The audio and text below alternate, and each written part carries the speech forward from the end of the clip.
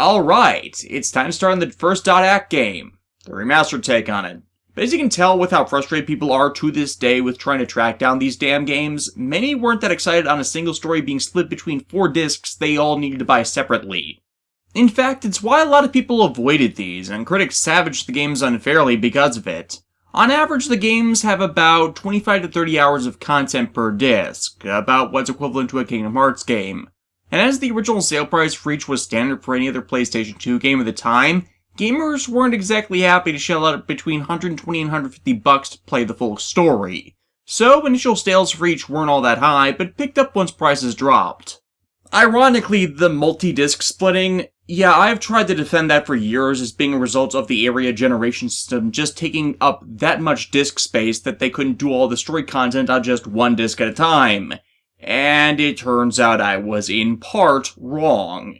In one of the Q&A sessions hosted on CyberConnect's Facebook page, Hiroshi Matsuyama revealed that the volume splitting of the games was a result of Bandai's marketing campaign for the franchise, which insisted on them doing that for IMOC, when their original intention was for it to be released as a multi-disc single release.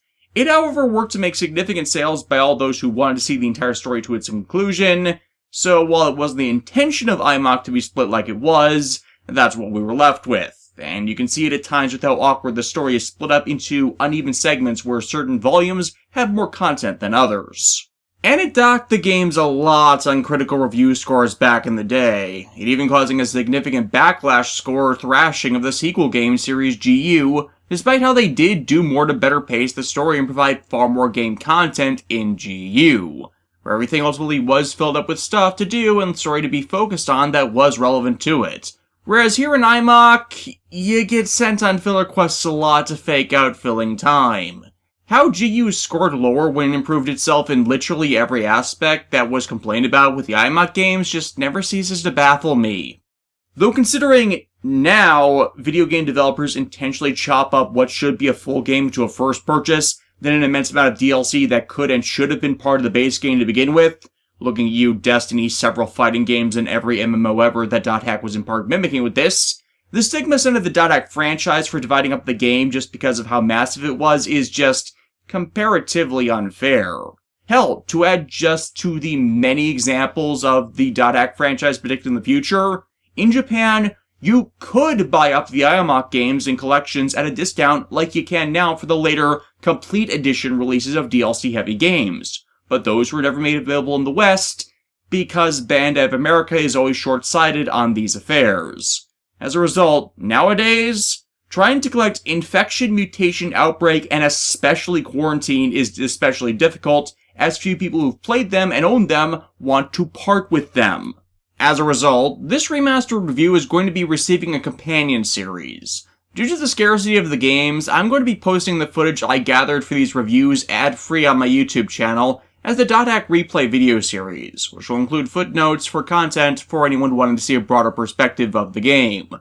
Though some of the recorded footage will be out of order with how I present it, as this script is heavily based on the original ones I wrote years ago.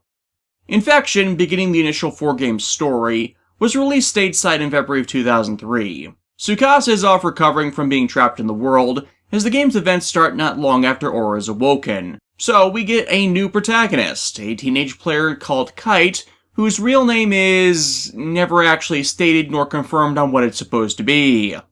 Though the assumption by the fandom, and the one I buy into as my personal headcanon, is that his name is actually Kaito, the phonetic equivalent in Japan. This being backed up by information provided from the .hack Archive's Apocrypha books, I only have the 6th one right now, but I'm looking to get the other 5, where one of his proposed real-life names is Kaito, other options being Daichi or Riku, meaning land, Asahi, meaning morning, and Yutaka, meaning rich or plentiful. Though according to Hiroshi Matsuyama once again, that belief has some merit to it, as the character's name was originally meant to be a play on the Japanese word Kaito, meaning phantom thief, due to the Twin Blade class originally intending to be more of a normal DPS rogue or thief class of other MMOs. Back when .hack was originally brainstormed to be more of a generic fantasy setting instead of the MMO sim. And all these proposed names using the surname Kuromochi. So yeah, the headcanon I go with is Kaito Kuromochi, primarily because Kuromochi can mean warehouse or treasury, so the meaning of his full name would be something along the lines of a storehouse of stolen goods. Our hero, ladies and gentlemen! Naming etymology is really cool. And what supports the theory of his real name being Kaito in the first place is a few lines of dialogue coming from Kite's friend Orca, real name Yasuhiko, as he actually has to teach Kite that you're not supposed to use real names online. And honestly, it would so be a Kite thing for him to do that. Also Akko from And You Never Thought There Was a Girl Online.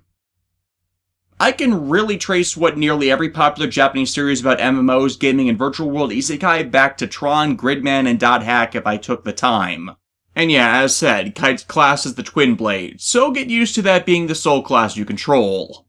Yeah, that's a real issue with the franchise. Outside of Dot Hack Fragment, the MMO built atop the original Tetralogy's game engine, which we didn't get, this is an import, and GU, where Haseo can multi-class with Time, you only ever directly control players with Twin Blade abilities. I always thought variety would have come eventually, but no. At least it's not Kirito in the SAO games. Anyways, after putting your key name, you're sent to the desktop, another thing that lasts through the franchise. The desktop serves as an activity hub where you can check mail to continue story events and boost friendship with your party. The news, which serves as immense lore building for the universe, on top of later showing the results of actions in-game. Accessory allows you to change the background of the desktop, whose wallpapers you unlock over time. And yes, CyberConnect has in fact released the game's wallpapers to fans, which circulate around the net to this day. I have several in my rotation of wallpapers, they are very nice. Audio is technically misnamed. On top of changing the background audio that plays on the desktop, you can also listen to music heard around the game and recordings of cutscenes, both unlocked later. The main The World hub, on top of logging into the main setting, also gives you access to a BBS like Reddit, where you can gather a bunch of information, such as new keywords in dungeon areas, news about the in-game events, and gain the potential to meet new companions. Heading into the game, we are sent to Delta server in the starting root town Makanu, and are greeted by Orca of the Azure Sea. Orca, as said, is Yasuhiko, Kite's friend and classmate, and our protagonist is completely unaware of his reputation as a descendant of Hyana. Whew, boy. High-level and infamous character helping out a newbie in a game whose controller is going rampant. What's his life expectancy? Yeah, that sounds about right. Orca walks Kite through the interface for his character, the party system, and how to gate to other areas. The gate system uses a trio of keywords to generate the areas, meaning there are literally thousands of possible areas to visit, each defined by traits locked to those keywords.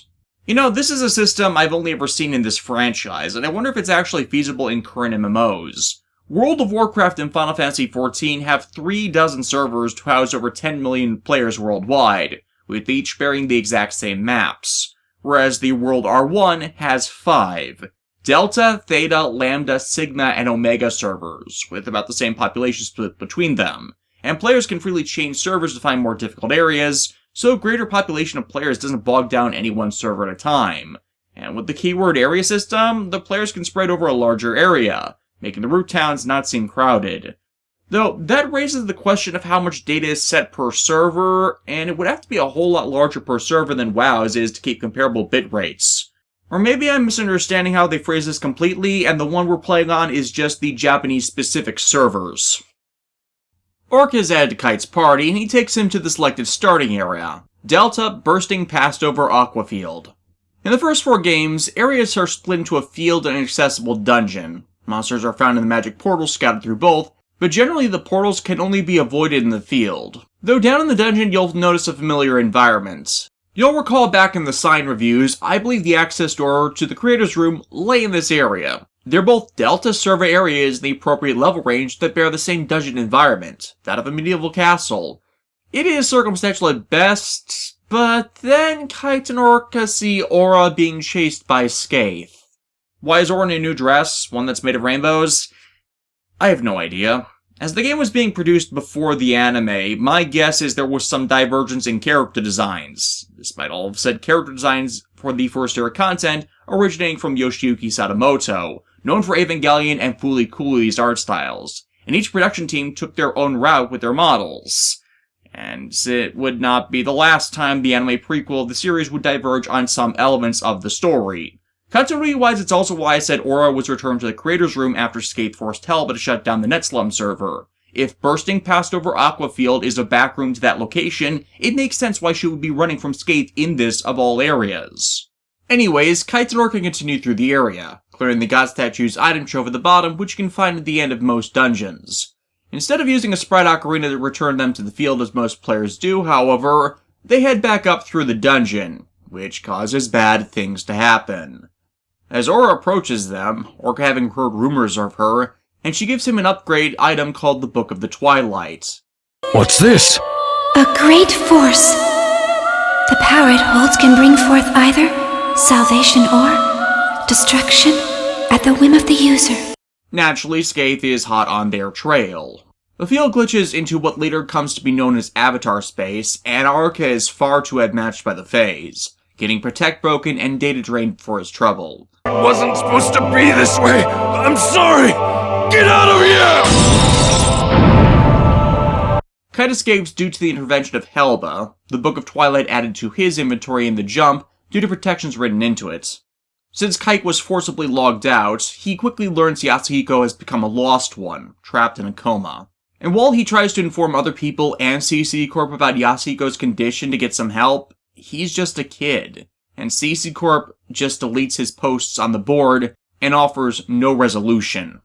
This is another recurring annoyance with the .hack series. CC Corp is run by douchebags and idiots of the highest caliber. No matter the situation, once these guys get involved, things will only ever get worse and against their own best interests. So, honestly, you could count this as another case of CyberConnect predicting the future of AAA gaming. Frankly, the only competent thing they do in this era of the franchise was to tell Subaru to discipline her lieutenant, and not even addressing the retcons to their modus operandi in the third era. Point is, they're going to do everything they can to undermine the protagonist's efforts to uncover the truth and save everybody, while sweeping evidence of the problem under the rug so they can just keep to business as usual. It usually results in catastrophic bad. Corporate politics! Threatening to destroy the world one mismanagement and cover-up at a time! Kite does receive a scrambled message from Aura though, one that actually is still pretty legible, that you at home can decode if you really want to. And Kite decides that if he is to help Yasuhiko in any way, he has to keep logging in. Which is where he encounters the familiar avatar of a female Heavyblade. Yes, this Mimiru lookalike is Black Rose, real name Akira Hayami, the female lead of the games and Kite's primary love interest. What?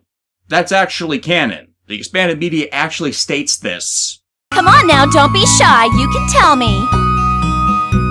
At this point, she's just a pushy newbie herself, giving Kite her member address so she can party with him, and they head to Delta Hidden Forbidden Holy Ground, the Hool Grounds Cathedral, which, since Sign, has gotten a facelift with a statue of a chained Aura. However, as the two look around, another familiar player, Balmung of the Azure Sky, barges in, followed by a monster that's looking under the weather. Infection! Let's game!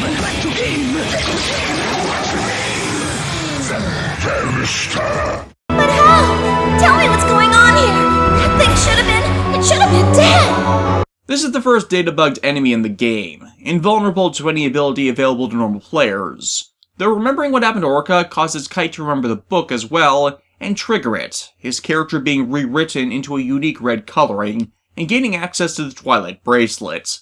Using it, Kite casts Data Drain, destroying the data bugs and granting him the Virus Core M. Balmung, being a dick, declares that while he will spare Kite this time in thanks for saving him, the Blademaster will destroy him later, as he believes Kite is responsible for the things going wrong in the world. And now we have another source of jackassery added to the cast. While Balmung will become important later, I will never miss an opportunity to mock the guy early on, as to me, he is an idiot with his head shoved up his ass, missing the clues that would have led to stopping this mess. In part because he is a very heavy role player that, in the world R1, gets consumed by his PC's characterization. Right here is a perfect example of that. Instead of asking Kite how he got the ability and saved him from a coma, and learning the story with Orca outright, and thus possibly working with him in getting Orca out of his coma, he goes in with a bias against any potential illegal ability, one that saved his ass, and aliens 2 potential allies. The pair, I might add, that will blow the top off of this conspiracy by simply trying to find out who is the cause of all this instead of doing what everyone else on CC Corp's side does and assume it's hackers. And, oh god, that attitude will not leave him for 2 games yet.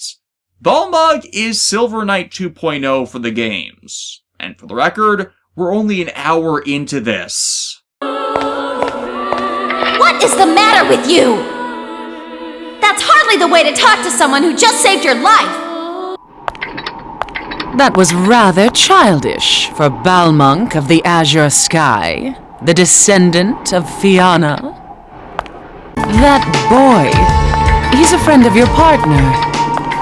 Anyways, Black Rose thanks Kite, and in an email later says she's on his side and will help out how she can. On the BBS, a new thread appears informing you of a game tag with a goblin. I'll get to them later. Instead, in Makanu, you'll encounter a unique PC followed around by a Wavemaster. This purple cat is Mia, alongside her friend Elk, real name Kaoru Ichinose. Very much relevant for later, Kaoru and Mia's story is one of the true tragedies of this franchise. Mia can see the Twilight Bracelet, which is invisible to normal players, including Kite. Even if you can't see it. As long as you know it's there, it's the same thing as seeing it, right? And she is so enchanted by it, it almost seems as if she's trying to seduce the Twin Blade, which Elk does not like at all.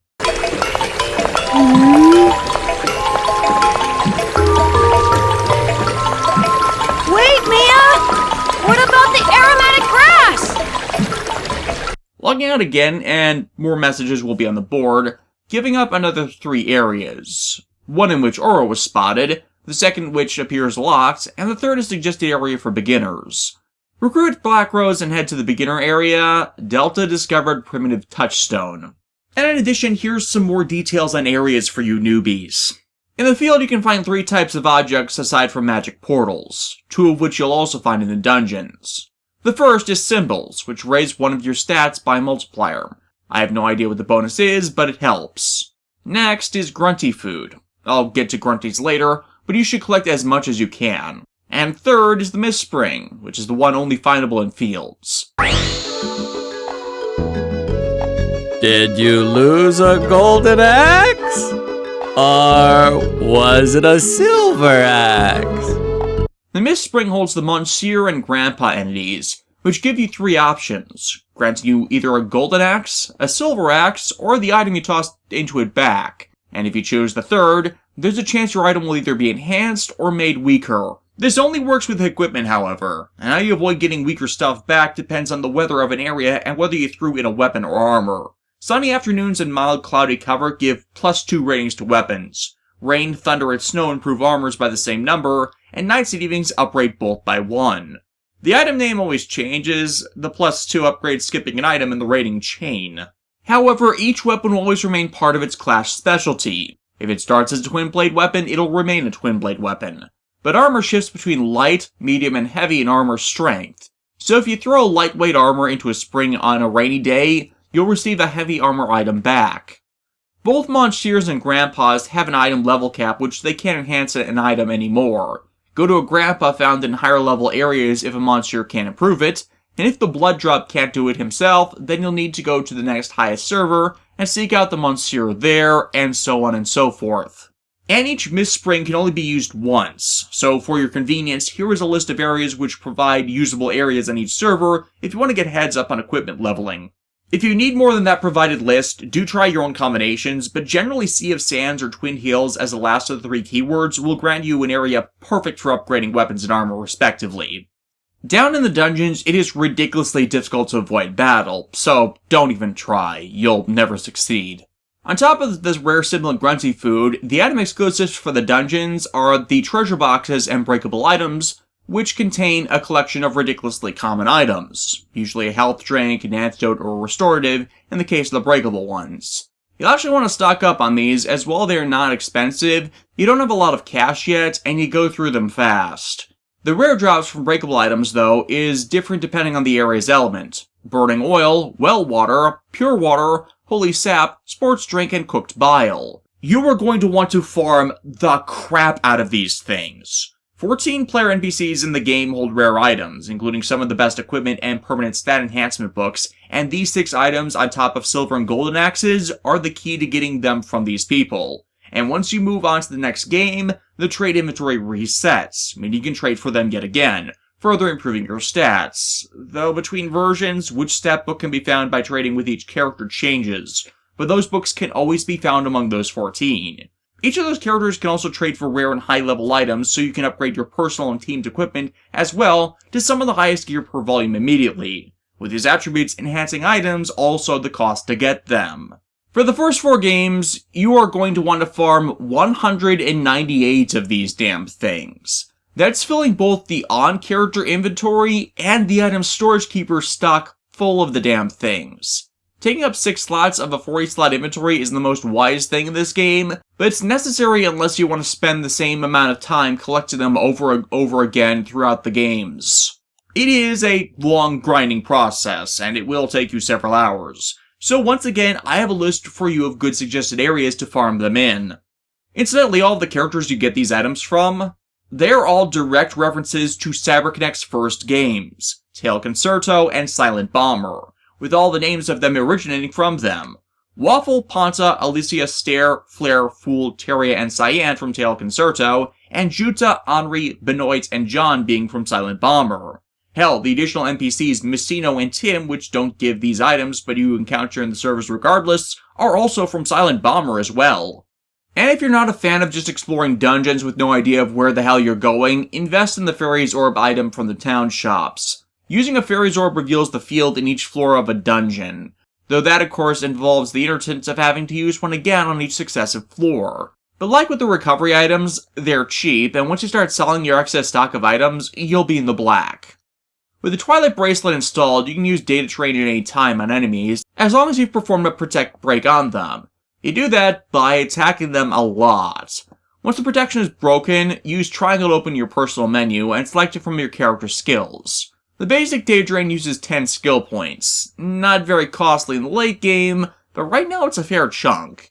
Every time you cast data drain, your infection rate will increase, which becomes dangerous and causes an automatic game over if the character data goes into the red. To deplete the infection rate, you merely need to kill enemies without using data drain. And an important restriction I always think was a good choice in order to keep the skill from being abused, buy into the overall narrative lore about the hazards of data drain. As, with a danger with that kind of cost looming over your head, you would think a sane person will want to avoid using it at all costs, even though the storyline then makes you need to use it. And sometimes so much you're on the border of getting a game over as the infection rate increases too rapidly, making some dungeons literally impossible to clear unless you level up enough. And it does give up a few things from having and using it. First, enemies that are infected with data bugs and phases can only be defeated once data drained, and databug-infected enemies become more prevalent as the storyline progresses through all 4 entries. Second, you need to gather and stockpile virus cores from even common enemies for later use. Rare and powerful items for your character also have a chance of being added to your inventory from a drain, and after you use it a certain number of times, the Ryu Book key items are made available. The Ryu Books are items which catalog your progress through the games and serve as a predecessor to the trophy and achievement system of modern consoles, and some PC games on Steam and real MMOs like World of Warcraft. After you perform a certain number of actions that match up to each book's details, you're awarded wallpapers, music, and recorded cutscenes usable on the desktop. The video is only locked for viewing once you've completed the main story for each volume, but the rest are immediately usable upon gaining them. And once you have them, they'll remain in your inventory for the following games, as will the records as long as you keep save importing. Thus, it really is best to max out each book before moving on to the next volume, as then you're not wasting time maxing it out later and losing out on extra items each game provides. At the bottom of the dungeon, though not always the last room you find, is the God statue we saw earlier. The God statue gives up a piece of equipment, a treasure you can sell back in town, or a stat enhancement book. Areas with events or story relevance can give up rare or key items, and I will point those out as they come up. God statues don't always appear in areas with boss monsters or events, but if they do, there's a good chance you'll have to clear the area again to be able to get to it, as they'll end up being behind the boss, And in areas with story relevance, after beating the boss, you're ejected from the dungeon by default, making going back for those treasures a complete pain, as you'll then need to clear the dungeon all over again. It is really bad game design with this. Also, never carry sprite ocarinas in your inventory when you're going in a party. In the party menu, accessible from the square button, there's the option to use a sprite ocarina to gate out the party from within a dungeon. Your NPC party members will always carry one, which will gate out the group, and the number of times you are forced to solo an area in the entire 4 games can be counted on one hand with fingers to spare, so there is absolutely no reason to stock them. What you'll need is fortune wire. Some treasure boxes that appear from monster encounters are trapped. If you trip the trap, all you will get is a status ailment and a fortune wire. They're the cheapest items though, so there's no reason to not carry them. The last type of item is spell scrolls. While your equipment will provide you with skills and spells for use, they all take up skill points which early on are in short supply. The only thing a spell scroll depletes is a slot in your inventory. The majority of stat infliction scrolls are useless or have exceedingly rare uses, so if you must hang on to them, then store them. I, however, tend to stock a lot of speed charms, as they increase the rate at which your party members move, which is a major time saver in moving through all of the .hack games. It isn't as slow as, say, trying to move in a BioWare title, but it's still annoying, and I'm glad CyberConnect created means to avoid the time sink. Element scrolls, on the other hand, can offset your party's lack of skills pertaining to certain elements. Each normal enemy has an elemental paired weakness: water and fire, wood and earth, and thunder and darkness. Use the opposing spells to inflict massive damage on the creature. Hell, that's the trick that helped Balmung and Orca beat the One Sin. The One Sin continuously shifted element alignments, which was only indicated by the attack it was using. Only an elemental super effective attack would do damage, so the pair had to trick it into using one so they could counter it with the opposing element. And yet with such a cliche gaming trait, the idiots and the current Coma victim were the only ones to kill the dragon with the Wonder Guard ability. Are gamers in the .hack universe just that dumb, or was the elemental alignment system downplayed in the first release?